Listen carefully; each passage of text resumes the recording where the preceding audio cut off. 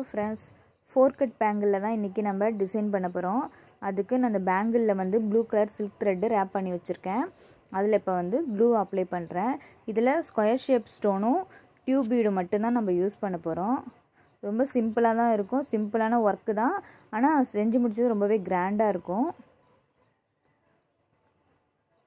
First square shape stone வச்சுருக்கேன். அதுக்கு அடுத்தது 3 கோல்டன் கலர் டியூப் பீடு வச்சுருக்கேன். அடுத்தது ஒரு ஸ்டோனு.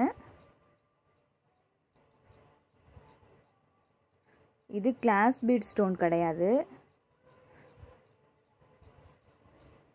கொஞ்சம் ஷைனிங் கம்மியாக தான் இருக்கும். இது ஸ்கொயர் ஷேப் ஸ்டோனு.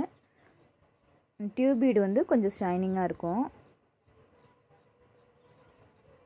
கொஞ்சம் கொஞ்சமாக கம் அப்ளை பண்ணி ஒட்டுங்க, இல்லைனா கம்மு காஞ்சிரும், டக்குன்னு ஒட்டாது.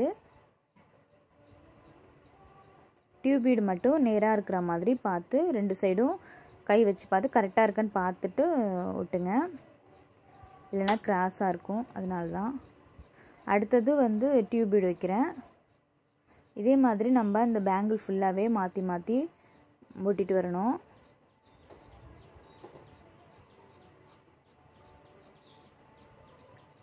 இது வந்து நம்ம 4 பேங்கிளில் செஞ்சு அது மட்டுமே போடலாம், இல்லைனா இதுக்கு வேறு வளையலுக்கு பார்டர் மாதிரியும் யூஸ் பண்ணிக்கலாம். அந்த வளையல் டிசைனை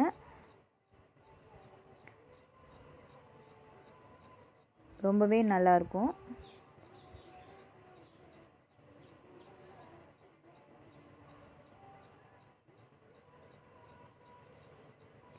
இப்போ நான் ஒட்டிட்டு வரேன் பாருங்கள். இதே மாதிரி நேராக இருக்கான்னு பார்த்துக்குங்க 2 சைடும். இப்போ கொஞ்சோண்டு ஒட்டியிருக்கேன் பாருங்கள். இப்போ அடுத்ததும் க்ளூ அப்ளை பண்ணி ஒட்டுறேன்.